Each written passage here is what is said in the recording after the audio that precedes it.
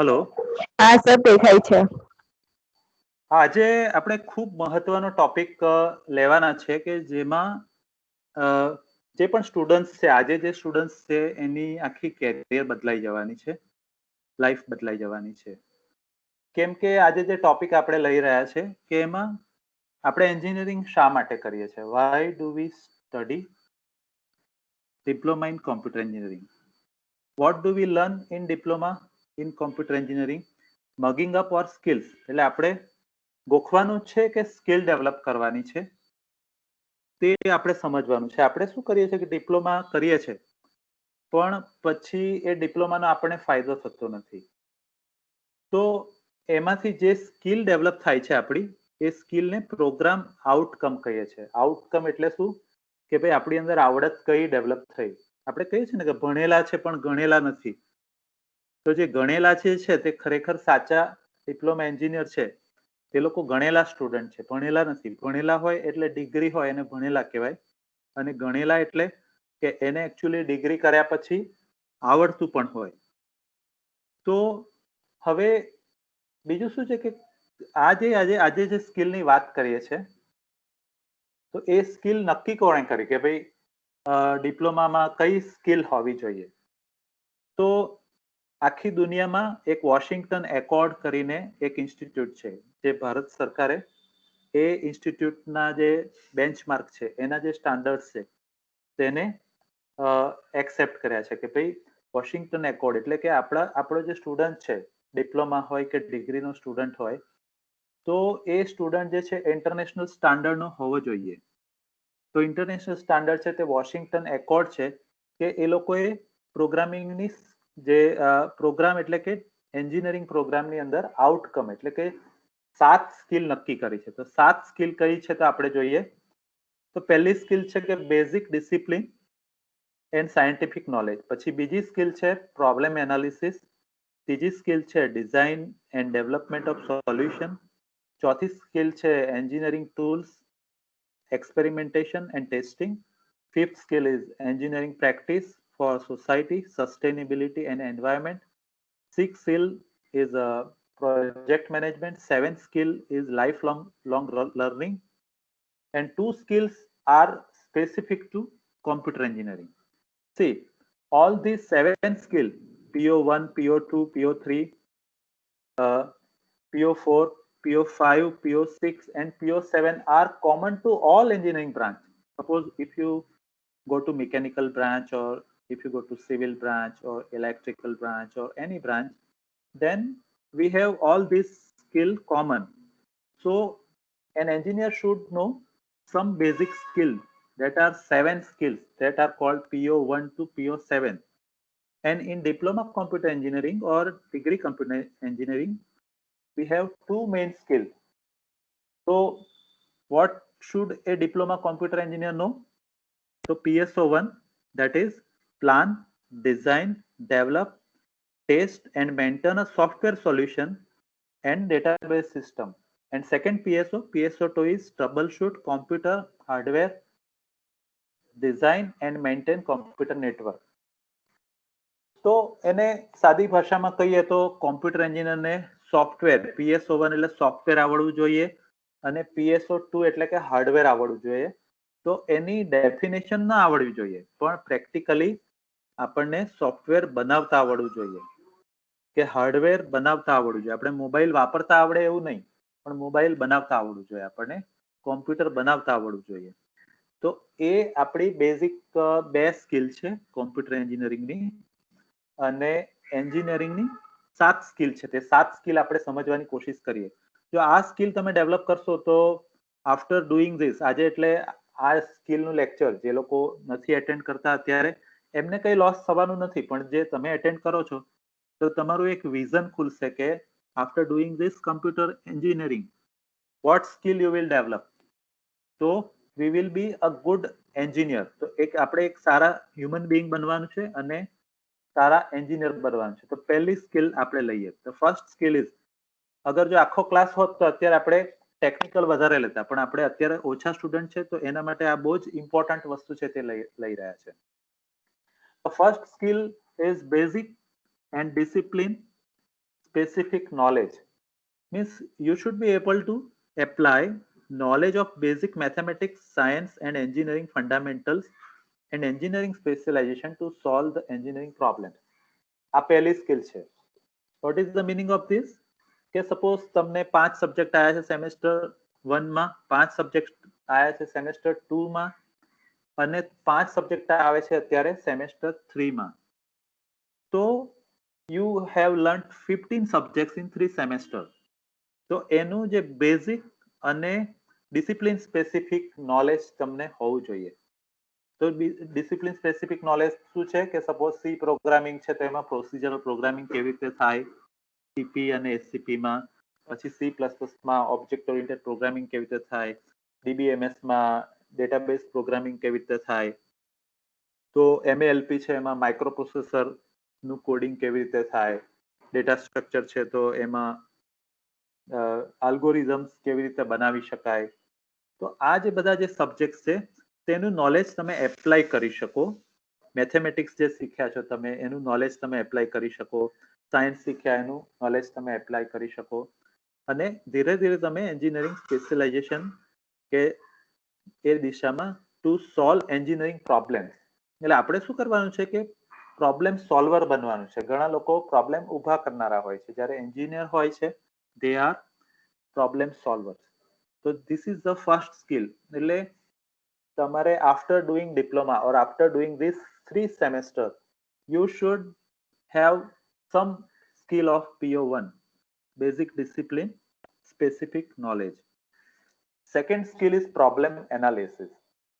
Problem analysis, identify and analyze well defined engineering problems using codifying standard methods.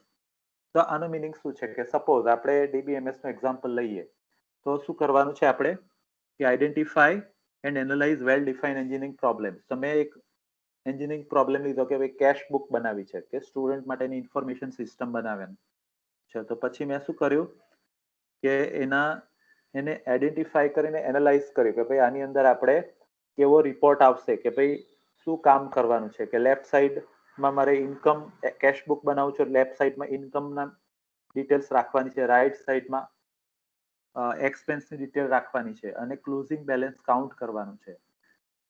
તો એના માટે કેવું form ઇનપુટનું બનાવવું પડશે, કેવું ફોર્મ મારે કેવું ટેબલ બનાવવું પડશે, કેવી ક્વેરી બનાવવી પડશે.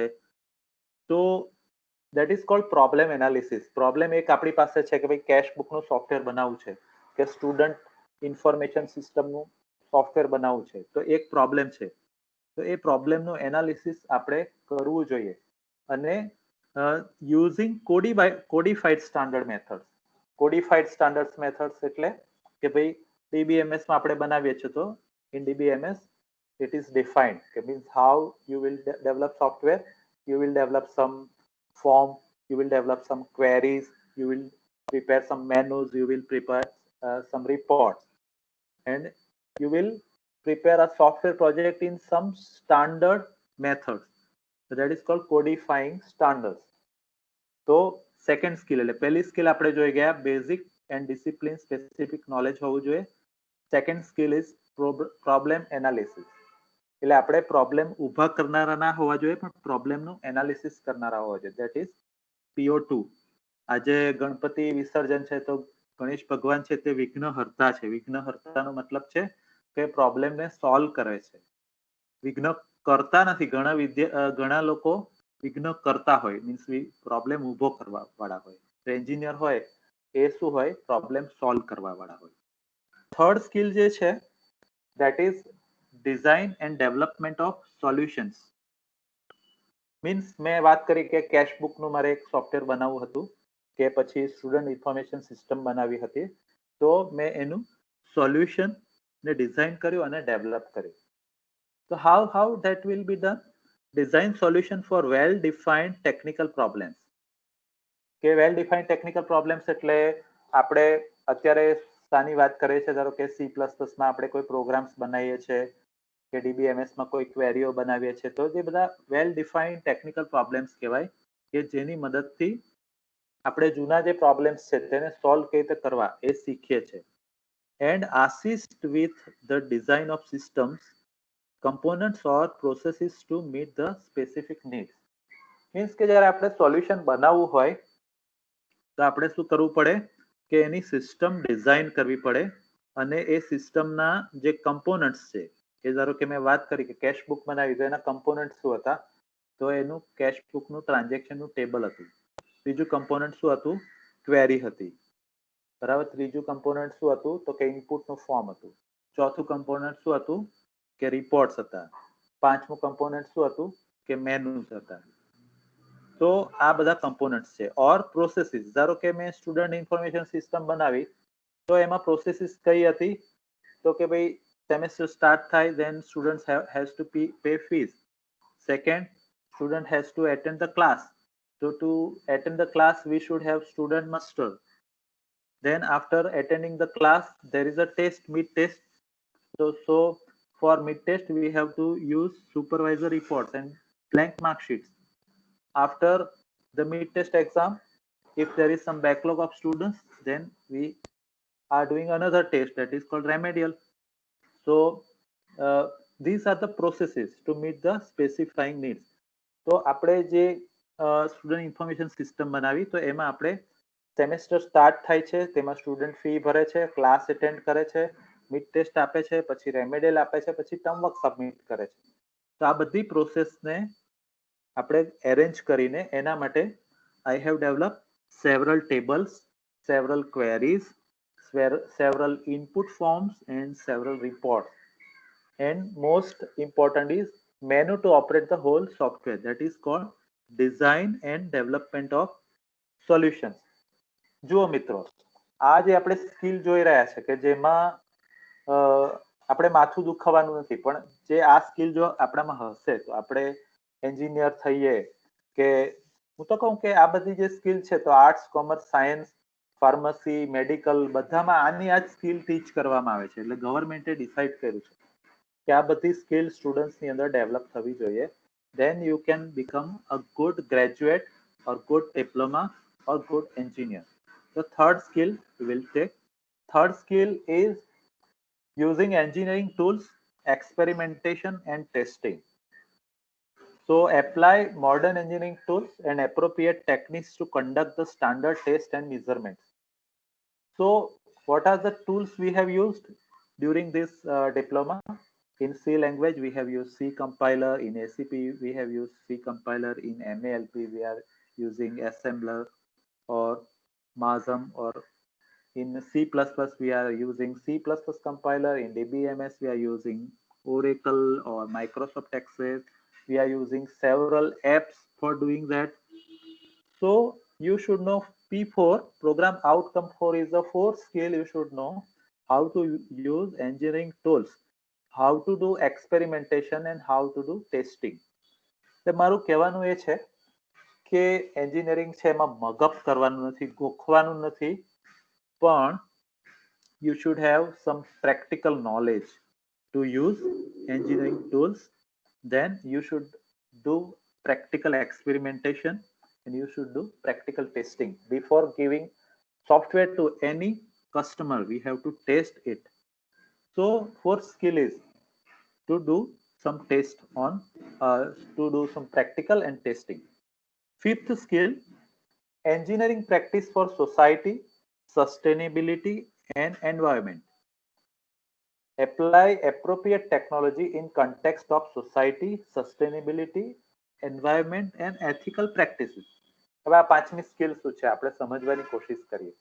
તો ભાઈ આપણને પહેલી સ્કિલ લઈએ તો પહેલી સ્કિલમાં શું કહે છે કે તમને તમારી કોમ્પ્યુટર બ્રાન્ચનું બેઝિક નોલેજ હોવું જોઈએ. બરાબર. બીજી સ્કિલ શું છે કે પ્રોબ્લેમને એનાલાઇઝ કરીને, એટલે કે તમને સારું સોફ્ટવેર કે સારું હાર્ડવેર બનાવતા આવડવું જોઈએ. ત્રીજી સ્કિલ છે કે તમે ડિઝાઇન અને ડેવલપમેન્ટ કરો સોલ્યુશનનું, જે પણ કામ કરવું હોય એનું. ચોથી સ્કિલ છે કે તમે જે ટૂલ્સ છે કોમ્પ્યુટર એન્જિનિયરિંગના એ બધા ટૂલ્સનો યુઝ કરો, પ્રેક્ટિકલ એક્સપેરિમેન્ટ કરો અને ટેસ્ટિંગ તમે શીખો. અને પાંચમી જે સ્કિલ છે કે આ બધું તમને પહેલી ચાર સ્કિલ આવડી ગઈ, પણ પાંચમી સ્કિલમાં શું છે કે તમારે એન્જિનિયરિંગની પ્રેક્ટિસ શું છે કે ભાઈ સોફ્ટવેર તમે બનાવો તો સોસાયટી માટે સોફ્ટવેર કેવું હશે, એના મેનુ સારા હશે. સપોઝ મેં આજે તમે મોબાઈલ પર ક્લાસ એટેન્ડ કરો છો તો ફોન્ટ મોટા રાખ્યા છે, બરાબર. સસ્ટેનેબલ એટલે શું કે ભાઈ આપણે ક્લાસ કરીએ તો ક્લાસ સારા ચાલવા જોઈએ, બરાબર. લાંબા સમય સુધી ક્લાસ ચાલવા જોઈએ. હું આજે એવો ક્લાસ લઉં તો કાલે તમે મારો ક્લાસ એટેન્ડ ના કરો. આપણી પ્રોડક્ટ માર્કેટમાં મૂકી તો એ પ્રોડક્ટ માર્કેટમાં ચાલવી જોઈએ. That is called sustainable. અને એન્વાયરમેન્ટ એટલે શું કે ધારો કે આપણને એ પણ ખ્યાલ હોવો જોઈએ કે પ્લાસ્ટિક આપણે ગમે ત્યાં ના ફેંકવું જોઈએ, કે આપણે જે આ બધી ટેકનોલોજી છે તો એનો કચરો છે, જૂના કોમ્પ્યુટર, જૂના મોબાઈલ ગમે ત્યાં ના ફેંકવા જોઈએ. તો એ એન્વાયરમેન્ટનું પણ એક એન્જિનિયરે ધ્યાન રાખવાનું છે, કે ખાલી ટેકનોલોજીનું ધ્યાન નથી રાખવાનું. And ethical practices. Ethical practices એટલે કે આપણને સારું સોફ્ટવેર કે સારું હાર્ડવેર બનાવતા આવડતું હોય તો આપણને જેને નથી આવડતું તેને ઉલ્લુ નથી બનાવવાના. કે સપોઝ હેકર લોકો શું કરે છે કે કોઈ જેને કોમ્પ્યુટર નથી આવડતું તેને ઉલ્લુ બનાવીને એના બેંક એકાઉન્ટમાંથી પૈસા ચોરી લે છે. તો એ એથિકલ પ્રેક્ટિસ નથી. તો PO5 જે છે, ફિફ્થ સ્કિલ, કે એમાં તમારે ઈમાનદાર પણ રહેવાનું છે, કે તમે સોફ્ટવેર જે બનાવ્યું એ ઈમાનદારથી સાચું સોફ્ટવેર બનાવવાનું છે. તમે કોઈને એવું કીધું કે આ મારું સોફ્ટવેર બરાબર ચાલશે અને અંદર કંઈક ફોલ્ટ રાખો તો એ બરાબર નથી. Suppose if you buy a car, અને કાર તમને કોઈ કંપનીએ પૈસા આપીને તમે કાર લીધી, ધારો કે 6-7 લાખની કાર લીધી, બરાબર. કાર લીધી પછી રસ્તામાં ઊભી રહી જાય તો તમને ખબર ના પડે આમાં શું ફોલ્ટ છે. મિકેનિક પાસે જાઓ તો મિકેનિક એમાં કે આ ફોલ્ટ છે. બીજા શોરૂમમાં કે બીજા મિકેનિક ને બતાવો તો પેલો કે આ ફોલ્ટ છે. તો કામ એવું હોવું જોઈએ કે આપણે કોઈ કાર કેમ બાય કરીએ છીએ કે જે કાર રસ્તામાં ના ઊભી રહી જાય, મીન્સ એમાં કોઈ પ્રોબ્લેમ ના હોય. That is called ethical practice. એટલે કે ઈમાનદારી વાળું વર્ક કરો. That is a fifth skill. Next skill is six skill, project management. Project management શું છે? Use engineering management principles individually as a team. એટલે પહેલા તમને વ્યક્તિગત રીતે એન્જિનિયરિંગના મેનેજમેન્ટના પ્રિન્સિપલ આવડવા જોઈએ. તો મેનેજમેન્ટમાં શું હોય? કોઈ પણ પ્રોજેક્ટ હોય તો મેનેજમેન્ટ માટે એવું કહેવાય છે મેન, મની, મશીન, મટીરિયલ, આ બધું તમારે મેનેજ કરવું પડે. કે સપોઝ આપણે એક બ્રિજ બનાવવાનો છે, ધારો કે નર્મદા નદી પર એક કેબલ વે બ્રિજ બન્યો, તો એમાં શું છે કે પ્રોજેક્ટ મેનેજમેન્ટ એટલે કે એક ટાઈમે કેટલા માણસો વર્ક કરશે. તો માની લો 2 વર્ષની અંદર બ્રિજ બનીને તૈયાર થઈ ગયો, તો એની અંદર રોજનું લખેલું હોય કે પહેલા દિવસે, બીજા દિવસે, એમ 700 દિવસ થયા. એક વર્ષના 365 દિવસ હોય તો 2 વર્ષના અંદાજે 720 જેવા દિવસ થયા. તો પહેલા દિવસે કેટલા માણસો આવશે, બરાબર. તો એમાં સાહેબો કેટલા હશે, એટલે ક્લાસ 1 કેટલા હશે, ક્લાસ 2 કેટલા હશે, ક્લાસ 3 કેટલા હશે, ક્લાસ 4 લેબર કેટલા હશે, કેટલા કોમ્પ્યુટર એમાં એન્જિનિયર હશે, કેટલા સિવિલ એન્જિનિયર હશે, કેટલા મિકેનિકલ એન્જિનિયર હશે, કેટલા કડિયા હશે, કેટલા પ્લમ્બર હશે, કેટલા વાયરમેન હશે. તો એ બધાનું મેનેજમેન્ટ કરવું પડશે એ લોકોએ 700 દિવસ માટે. કે ભાઈ જો કોઈને કામ ના હોય ને બોલાવ્યા હોય તો મફત સેલરી આપવો પડે, બરાબર. તો મેન, પછી મશીન, એટલે કે 700 દિવસ કામ ચાલવાનું છે તો પહેલા દિવસે કયા મશીન જોઈશે, કોઈ કોલ મિક્સિંગનું મશીન જોઈશે, કે પછી બીજા દિવસે કયું જોઈશે, ખોદવાનું મશીન જોઈશે, ત્રીજા દિવસે કંઈક પ્લાસ્ટરિંગનું મશીન જોઈશે. તો જે પણ મશીન હોય કે ભાઈ જમીન ભરવા માટે કોઈ જેસીબી જોઈશે, તો એ મેન મશીન. એટલે મશીન 700 દિવસમાં કયા દિવસે કયું મશીન જોઈશે તે. પછી મની, એટલે કે 700 દિવસમાં પહેલા દિવસે કેટલા પૈસા જોઈશે, બીજા દિવસે કેટલા પૈસા જોઈશે, ત્રીજા દિવસે કેટલા પૈસા જોઈશે. Man, money, machine. અને મટીરિયલ. મટીરિયલ એટલે કયું મટીરિયલ જોઈશે, તો કે કપચી કયા દિવસે કેટલી કપચી જોઈશે, કેટલી સિમેન્ટ જોઈશે, કઈ રેતી જોઈશે, સળિયા જોઈશે, કે કાગળો જોઈશે પ્રિન્ટ આઉટ કરવા માટે, કોમ્પ્યુટર જોઈશે, કે લેપટોપ જોઈશે, મોબાઈલ જોઈશે, કે હેલ્મેટ જોઈશે. જે પણ વસ્તુ જોઈતી હોય તો મેન, મની, મશીન, મટીરિયલ અને મેનેજમેન્ટ. તો that is called project management. એટલે એન્જિનિયરિંગ મેનેજમેન્ટ પ્રિન્સિપલ્સ છે તો પહેલા વ્યક્તિગત રીતે આવડવા જોઈએ. And as a team member, કે તમને ટીમમાં વર્ક કરતા આવડવું જોઈએ. And or a leader two manage project, એટલે તમે લીડર તરીકે પણ તમને કામ કરતા આવડવું જોઈએ. તો આપણે સોફ્ટવેરનું એક્ઝામ્પલ લઈએ તો જ્યારે સોફ્ટવેર બનાવતા હોય ત્યારે એક જ સ્ટુડન્ટ હોય એ આખું સોફ્ટવેર બનાવી ના શકે.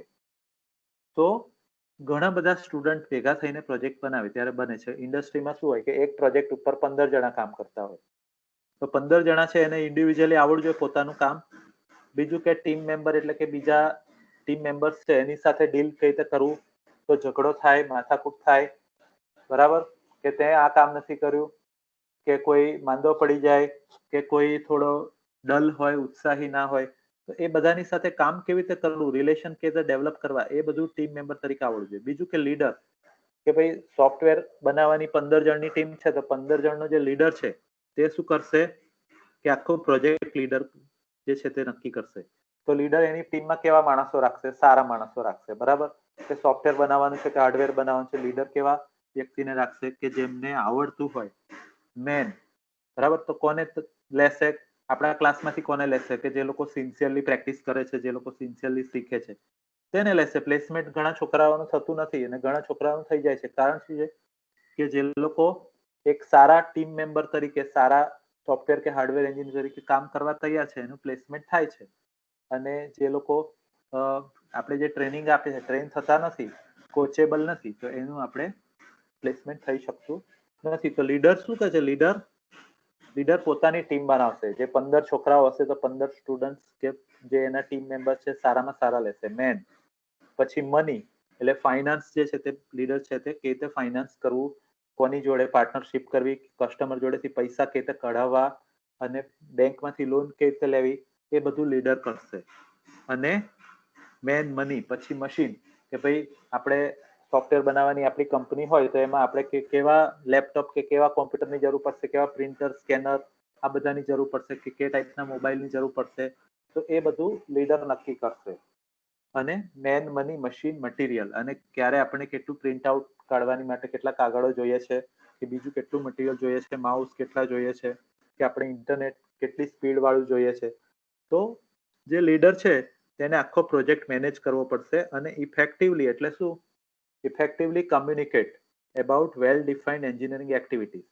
એટલે હવે આખો જે પ્રોજેક્ટ બનાવવાનો છે, કે આપણે કોઈ સોફ્ટવેર બનાવવાનું છે, તો મેં એના જે ટુકડા કર્યા કે ભાઈ એક સોફ્ટવેર બનાવવાનું છે, એના 100 પ્રોસેસ છે, 100 પ્રોસેસ છે. કે ભાઈ આખું એક સોફ્ટવેરમાં માની લો આપણે સ્ટુડન્ટ ઇન્ફોર્મેશન સિસ્ટમ બનાવી છે, 50 લાખનું સોફ્ટવેર છે, તો 50 લાખના જે સોફ્ટવેર છે એને આપણે 100 સ્ટેપ્સ કરી નાખીએ. અને જે 100 જે સ્ટેપ્સ છે તેને આપણે આપણા જે ટીમ મેમ્બર છે એની સાથે કમ્યુનિકેટ કરીએ, એને કામ સોંપીએ, કામ સોંપીને એની પાસેથી કામ કરાવડાવીએ, અને આખો પ્રોજેક્ટ ટાઈમસર પતી જાય. ધારો કે નર્મદા નદી પર બ્રિજ બનાવવાનો હોય, જો એ 700 દિવસમાં બની જાય, તો આપણું સોફ્ટવેર પણ 700 દિવસમાં બની શકે, કે 700 દિવસથી ઓછા ટાઈમમાં આપણું સોફ્ટવેર બની શકે. That is called the project management skill. એટલે આપણા જે અલગ અલગ સબ્જેક્ટની અંદર આ બધી સ્કિલ આવશે. નેક્સ્ટ છે PO7, એટલે life long learning. Life long learning શું છે? Ability to analyse individual needs and engage in updating the context of technological changes. Life long લર્નિંગમાં શું હોય કે તમે ડિપ્લોમા પતી ગયું પછી શું, કે ડિગ્રી પતી ગયું પછી શું, કે તમે કાયમ માટે તમે શીખવાનું ચાલુ રાખો. એટલે અહીંયા પતી ગયું, ઘણા લોકો એમ કે મારે તો ડિગ્રી પતી ગયું, ના મારે 5 વર્ષ થઈ ગયા એટલે મને હવે આવડતું નથી, તો એ ના ચાલે. કે ઘણા લોકો ગ્રેજ્યુએટ થયેલા હોય 20 વર્ષ પહેલા, અને અત્યારે ઘણા તમારા પેરેન્ટ્સ કે હશે કે કોઈ તમારી આજુબાજુ જે લોકો જીવતા હોય, એ લોકો ઘણી વાર એવું બોલતા તમે સાંભળ્યા હશે કે ભાઈ અમારે કે ભણ્યાના 20 વર્ષ થઈ ગયા એટલે અત્યારે મેથ્સ નથી આવડતું.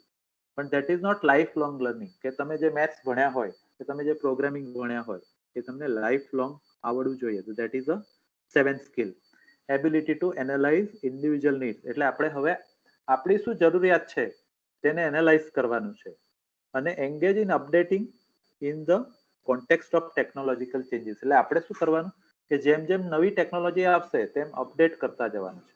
ટેકનોલોજી હંમેશા નવી નવી આવવાની માર્કેટમાં, અને ટેકનોલોજીકલ ચેન્જ સાથે જો આપણે અપડેટ નહીં થઈએ તો આપણે લાઈફ લોંગ લર્નિંગ કરી શકીએ નહીં.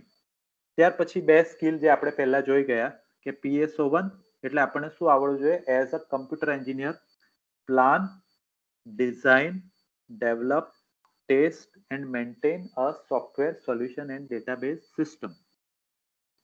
એટલે આપણને કોમ્પ્યુટર એન્જિનિયર તરીકે સોફ્ટવેર C++માં કે DBMSમાં કે C લેંગ્વેજમાં, કોઈ પણ લેંગ્વેજમાં સોફ્ટવેર બનાવતા આવડવું જોઈએ. તો સોફ્ટવેરનું પ્લાનિંગ કરવું એટલે શું?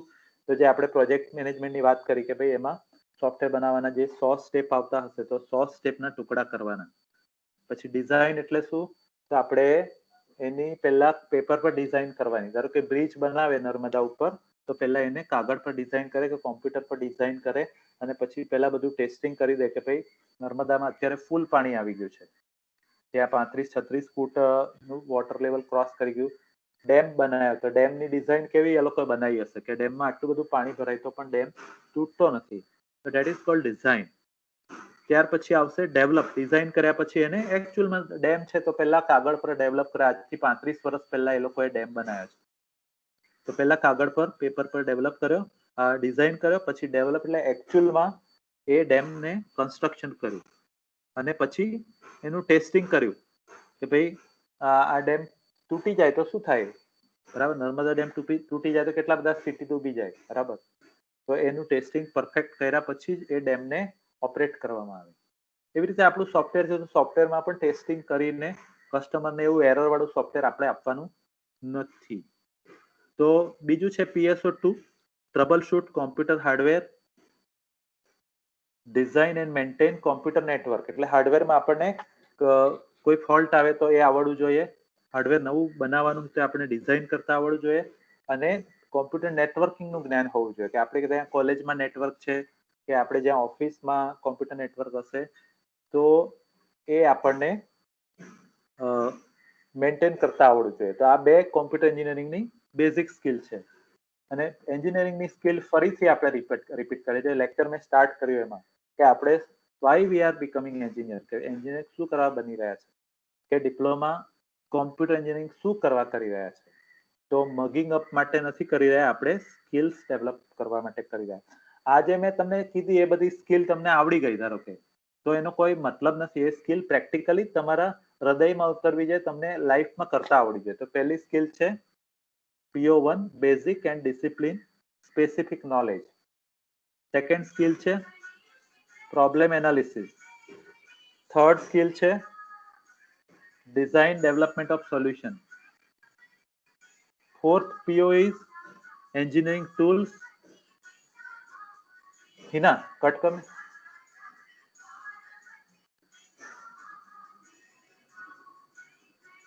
कट करने.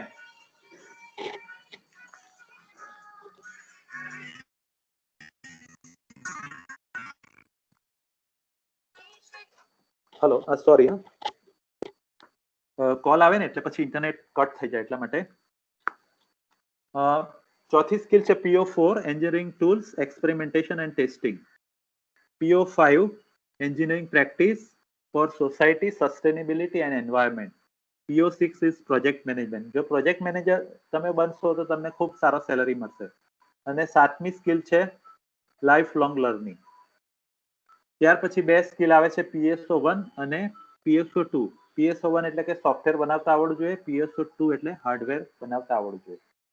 તો મિત્રો આ બધી સ્કિલ આપણે ગોખી નાખીએ અને એક્ઝામમાં લખી નાખીએ તો તમે સારા એન્જિનિયર બનતા નથી. પણ આપણે શું કરવાનું છે, એકચ્યુઅલમાં એ સ્કિલ ડેવલપ કરવાની છે. આપણે એ શીખવાનું છે કે કેવી રીતે હાર્ડવેર કે સોફ્ટવેર બની શકે. હવે આપણે આગળ જઈએ તો DBMS ની વાત કરીએ, કે કારણ કે આપણે આ જે સબ્જેક્ટ નું લેક્ચર છે DBMS નું, તો DBMS ના કોર્સ આઉટકમ, જેવી રીતે પ્રોગ્રામના આઉટકમ ની વાત કરીએ આપણે, એવી રીતે DBMS ના કોર્સ આઉટકમ છે. તો એ શું છે, તો DBMS ના જે કોર્સ આઉટકમ છે એમાં શું છે કે કોર્સ આઉટકમ 1 છે describe the basic concept of database, database architecture, models and applications of database system. તો આપણે આ કરી ગયા છે, બરાબર. બીજું છે CO2 construct queries using SQL. તો એ પણ આપણે કરી ગયા છે. CO3 છે describe the use of constraint in the database operation. આ બાકી છે. અને CO4 છે draw and entity relationship diagram of different database system. ER diagram કેવી રીતે ડ્રો કરવા, એ CO4 છે, એટલે કે કોર્સ આઉટકમ 4 છે. આ બંને CO3 અને CO4 બાકી છે. હવે આપણે જે વાત કરી કે આપણે ડિપ્લોમા કોમ્પ્યુટર શું કરવા બનીએ છે, તો એ ડિપ્લોમા કોમ્પ્યુટર એન્જિનિયર બનવા માટે આપણે આ 4 કોર્સ આઉટકમ શીખવા જરૂરી છે. તો આ જે 4 કોર્સ આઉટકમ થી કયા પ્રોગ્રામ આઉટકમ એચીવ થશે એ હું તમને સમજાવું છું. કે ધારો કે CO1 જે છે કે student will learn the basic concept of working of DBMS, different types of models and applications of DBMS. So this CO addresses the understanding levels of Bloom's taxonomy. That means કે જો તમને CO1 આવડી ગયો તો તમને DBMS નું understanding આવે છે. Then second is CO2. Student will create the queries according to requirement using SQL command. So this CO addresses the applying level of Bloom's taxonomy.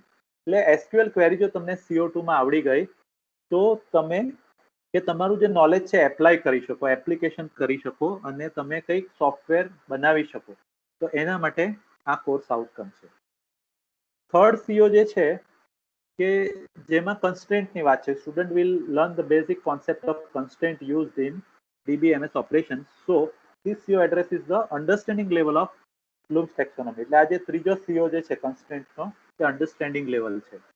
અને ફોર્થ સીઓ જે છે student will draw the ER diagram of database system. So this CO addresses the applying level of Bloom's taxonomy.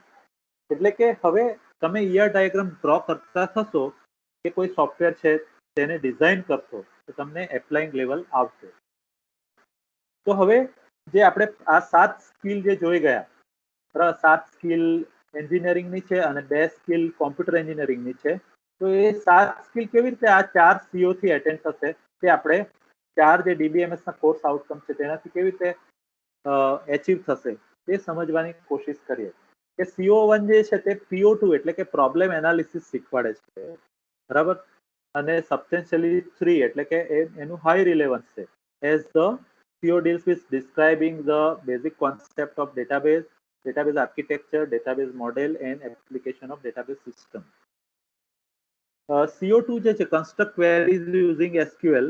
તો that addresses the PO2 problem analysis એનાથી આવડે છે અને કેમ કે બેઝિક નોલેજ ઓફ SQL એમાં આવે છે. બીજું કે CO2 જે છે તે PO3 એટલે PO3 ની જે થર્ડ સ્કિલ છે તે પણ તમારામાં ડેવલપ કરે છે કે જેનાથી તમને ડિઝાઇન અને ડેવલપમેન્ટ ઓફ સોલ્યુશન્સ, બરાબર, એ આવડે છે અને constructing the query as per requirement of using SQL. એટલે SQL આવડવાથી તમને 2 સ્કિલ તમારી PO2 અને PO3 ડેવલપ થાય છે. એવી રીતે CO2 એટલે કે આજે SQL આવડવાથી તમને બીજી PO4 ની પણ સ્કિલ આવડે છે કે તમને એન્જિનિયરિંગ ટૂલ્સ વાપરતા આવડે છે, એક્સપેરિમેન્ટ કરતા આવડે છે અને ટેસ્ટિંગ કરતા આવડે છે કે જેને એપ્લાઇંગ એટલે એપ્લિકેશન કરતા આવડે છે એવું અમે કહીએ છીએ. એવી રીતે જે CO2 છે તો એ PSO1 એટલે કે PSO1 કયો છે, સોફ્ટવેર કેવી રીતે બનાવવું તે પણ શીખવાડે છે. ત્યાર પછી CO3 ની વાત કરીએ. CO3 માં શું છે, કન્સ્ટ્રેન્ટની આપણે જોઈ ગયા. તો એ જે બીજા નંબરની સ્કિલ છે પ્રોબ્લેમ એનાલિસિસ તે શીખવાડે છે. એવી રીતે CO4 જે છે ER ડાયાગ્રામ જે છે, તો આપણે ER ડાયાગ્રામ ડ્રો કરવાના હોય તો એમાં CO4 આવડવો જોઈએ.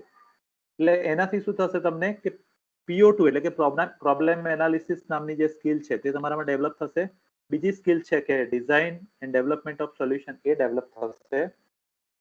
અને ત્રીજી સ્કિલ છે PSO1 એટલે કે સોફ્ટવેર કેવી રીતે બનાવવું તે તમને આવડશે. તો મિત્રો મારે તમને જે આજે બતાવવાનું હતું કે ભાઈ તમારે એન્જિનિયરિંગ એટલે આપણે ER ડાયાગ્રામ નું જે ટોપિક છે તેને ટચ કરવો તો એમાં આપણે કયા 2 પ્રોજેક્ટ્સ મેં બનાવ્યા, કેશ બુક છે પછી સ્ટુડન્ટ ઇન્ફોર્મેશન સિસ્ટમ છે, તે બતાવવાની મેં કોશિશ કરી અને એના માધ્યમથી તમને 7 જે પ્રોગ્રામિંગ આઉટકમની જે સ્કિલ્સ છે તો એ 7 સ્કિલ તમારે ડેવલપ કરવાની છે. 2 પ્રોગ્રામ સ્પેસિફિક આઉટકમ છે, સોફ્ટવેર બનાવતા આવડવું જોઈએ, હાર્ડવેર બનાવતા આવડવું જોઈએ. તો એના માટે DBMS ના જે 4 CO છે, CO1, CO2, CO3 અને CO4, તો એ 4 CO તમને આવડવા જોઈએ. જો તમે આ કોર્સ આઉટકમ એટલે કે જે અમે શીખવાડ્યું હોય તમને SQL ક્વેરી બનાવતા શીખવાડી હોય, જો તમે એ ક્વેરી તમે બનાવો, પ્રેક્ટિકલી રન કરો, એપમાં રન કરો, લેપટોપમાં રન કરો અને જો તમે એની જે ટેસ્ટ લઈએ, અમે મિડ ટેસ્ટ લઈએ કે તમારું એસાઇનમેન્ટ કરવા આપીએ, ઘણા બધા એસાઇનમેન્ટ આપણે માઇક્રોસોફ્ટ ટીમમાં આપ્યા છે. આ બધું તમે કરશો તો તમારી CO1 અને CO2 અમે કરાવ્યા છે. તો જો CO1 અને CO2 જો તમને આવડી જશે તો શું થશે કે તમારામાં કઈ સ્કિલ આવશે, CO1 થી PO2 નામની સ્કિલ આવશે, પ્રોબ્લેમ એનાલિસિસની સ્કિલ આવશે પ્રોબ્લેમ એનાલિસિસની સ્કિલ CO2 થી પણ આવશે, ડિઝાઇન ડેવલપમેન્ટ ઓફ સોલ્યુશન્સ પણ તમને ખ્યાલ આવશે, એન્જિનિયરિંગ ટૂલ્સ કેવી રીતે વાપરવા, એક્સપેરિમેન્ટેશન એન્ડ ટેસ્ટિંગ આવડશે, એમ અને સોફ્ટવેર કેવી રીતે બનાવવું એ સ્કિલ પણ તમને આવડશે. તો આજે જે આપણે વાત કરીએ છીએ તે CO4 ની વાત કરીએ છીએ કે ભાઈ ER ડાયાગ્રામ ડ્રો કરવા. તો એ શું કરે છે, તમને પ્રોબ્લેમ એનાલિસિસ શીખવાડે છે. તો અને CO deals with the basic concept of entity, attributes and relationship જે આપણે હમણાં જોવાના છે, અને એના જે સિમ્બોલ્સ છે ER ડાયાગ્રામના તે આપણે બતાવીશું. અને CO4 છે એનાથી તમને જે ત્રીજી સ્કિલ છે design and development of solutions એ પણ તમને ખ્યાલ આવશે કે જેનાથી તમે ER ડાયાગ્રામ ડ્રો કરો છો. પછી જે ચોથી સ્કિલ છે PSO1 કે જેમાં આપણે સોફ્ટવેર બનાવતા શીખવાનું છે તે CO4 થી તમને આવડશે. કેમ જો ER ડાયાગ્રામ તમે that is a first step. તમને એમ લાગશે કે સરે જે સોફ્ટવેર મેં તમને બતાવ્યા તો કેવી રીતે બનાવ્યા હશે, તો એના માટે મેં ER ડાયાગ્રામ બનાવ્યા હતા. તો હવે શું કરવાનું છે, આજના લેક્ચરનો સાર શું છે કે you should practice ER diagram to become a good software engineer. બરાબર? તો આજના લેક્ચરનો આ સાર છે. તો હું હવે જે કંઈક બી શીખવાડું છું તે તમારે મગજમાં યાદ રાખવાનું છે. આ હું ER ડાયાગ્રામ ફરીથી પણ રિપીટ કરવાનો છું. નેક્સ્ટ જે અત્યારે જે સ્ટુડન્ટ્સ નથી તેના માટે પણ આપણે ER ડાયાગ્રામ ફરીથી કરીશું, પણ આજે ER ડાયાગ્રામ પણ થોડાક લઈ લઈએ છે. તો ફરીથી હું રિપીટ કરું કે સોફ્ટવેર ડેવલપમેન્ટ આપણે આગળ પણ તમને શીખવાડ્યું છે કે સ્ટુડન્ટ ઇન્ફોર્મેશન સિસ્ટમ બનાવવી હોય તો શું કરવું પડે, પહેલા એનાલિસિસ કરવું પડે, સ્ટડી ઓફ રિક્વાયરમેન્ટ કે આપણી રિક્વાયરમેન્ટ શું છે, એમાં ઇનપુટ શું આવશે, પ્રોસેસ શું હશે, આઉટપુટ શું હશે તે આપણે નક્કી કરીએ છીએ. Then we are deciding design. ડિઝાઇનમાં આપણે કોડિંગ કરીએ છીએ અને ટેસ્ટિંગ કરીએ છીએ. તો ડિઝાઇનમાં આપણે ER ડાયાગ્રામ શીખશું, ટેબલ્સ બનાવતા શીખશું, SQL ક્વેરીઝ શીખશું, ઇનપુટ ફોર્મ્સ બનાવતા અને આઉટપુટ રિપોર્ટ બનાવતા શીખીશું. અને ઇમ્પ્લિમેન્ટેશન છે that is a providing to customer. તો આખું સોફ્ટવેર ડેવલપમેન્ટની ત્રણ મેઇન સ્ટેપ છે, એનાલિસિસ, ડિઝાઇન એન્ડ ઇમ્પ્લિમેન્ટેશન. તો હવે આપણે ER ડાયાગ્રામની વાત કરીએ કે ER ડાયાગ્રામ શું છે, તો કે મોડેલિંગ છે. આ કારનું એક મેં મોડેલ લીધું છે. આપણે કાર બનાવવી હોય તો પહેલા એ લોકો શું કરે, કોમ્પ્યુટરમાં કાર વિથ મેઝરમેન્ટ બનાવે. બરાબર? આ કોઈ સામાન્ય ડ્રોઈંગ નથી, પણ એક એક માઇક્રોમીટર કે એક સેન્ટીમીટર કે એક મિલીમીટરના માપથી બધું ડિઝાઇન કર્યું હોય કે ભાઈ કારમાં મીન્સ કે વ્હીલની ડિઝાઇન કેવી હશે, મિરરની કેવી હશે, સ્ટીયરિંગ કેવું હશે, અંદર એન્જિન છે તો એન્જિન કેવી રીતના હશે, અંદર સીટ કેવી રીતે હશે, એમ દરેક વસ્તુ જે છે તે કારની પહેલા કોમ્પ્યુટરમાં તૈયાર કરે અને પછી એના જે સ્પેર પાર્ટ્સ છે એ સ્પેર પાર્ટ્સ નું ધારો કે આ વ્હીલ છે તો વ્હીલનો ઓર્ડર આપી દેવામાં આવે કે અમારે આ ટાઈપના વ્હીલ જોઈએ છે. પછી મિરરનો ઓર્ડર આપી દેવામાં આવે. આ જે ગ્લાસ છે તો પાવર વિન્ડો હોય તો એનો ઓર્ડર આપી દેવામાં આવે. પછી ચેસિસ છે ચેસિસ અને એન્જિન એ કંપની પોતે બનાવે. સીટ કવર, સીટ આ બધું આપી દે. જે વિન્ડશીલ્ડ છે, આગળનો જે કાચ છે, પાછળનો કાચ છે, તો એનો પણ ઓર્ડર આપી દેવામાં આવે. તો આપણે જે સોફ્ટવેરમાં જે છે તો સૌથી પહેલું છે તે મોડેલ છે. અને આપણે આ જોઈ ગયા હતા કે ભાઈ આપણે જે નોર્મલી એક્સેલ સ્ટાઇલની શીટ બનાવી છે, જ્યારે જે ER ડાયાગ્રામ જે છે તો આ જે સ્ટુડન્ટનો ER ડાયાગ્રામ મેં બનાવ્યો હતો, મારે સોફ્ટવેર બનાવવું હતું તો આ જે રેક્ટેંગલ જે છે તેમાં એન્ટિટી બતાવવામાં આવે છે જે મેઇન સ્ટુડન્ટ છે, અને એના એટ્રીબ્યુટ છે ધારો કે એનરોલમેન્ટ નંબર છે તો એને ઇલિપ્સમાં એટલે કે ઓવલમાં બતાવવામાં આવે છે. તો બીજું એટ્રીબ્યુટ છે નેમ છે, એને ઓવલમાં બતાવ્યું છે. એને કનેક્ટ કરવા માટે લાઇનનો યુઝ કરીએ છીએ. મેથેમેટિક્સ છે તો એ બીજું એટ્રીબ્યુટ છે પર્સન્ટેજ.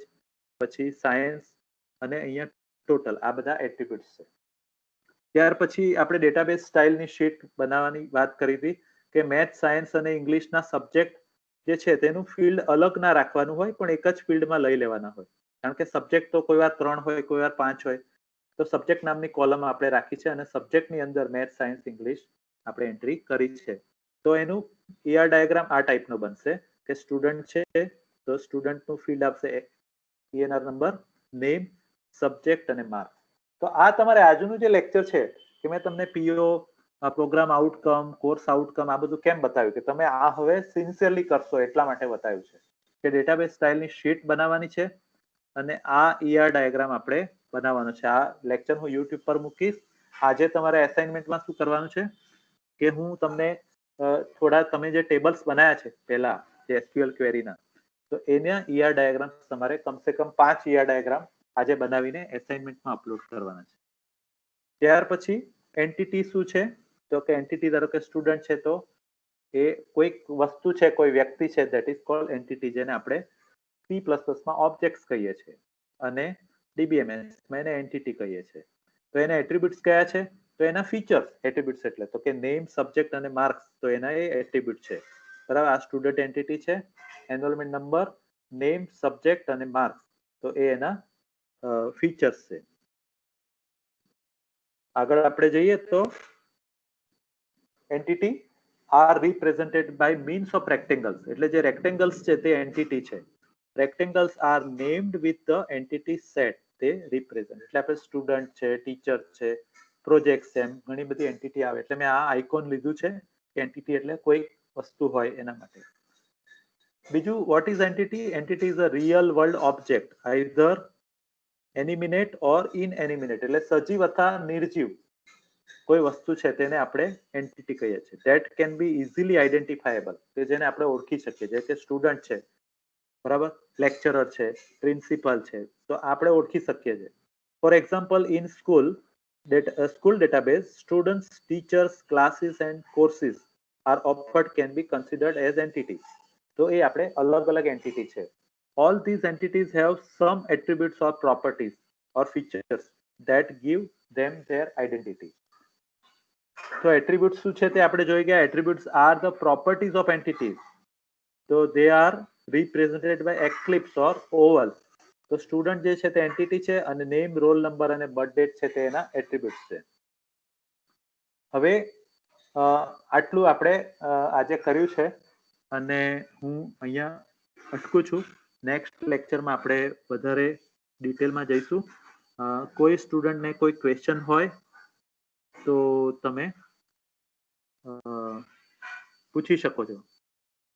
Any question?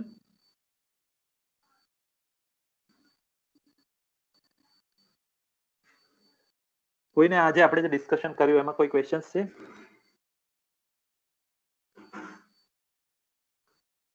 હેલો.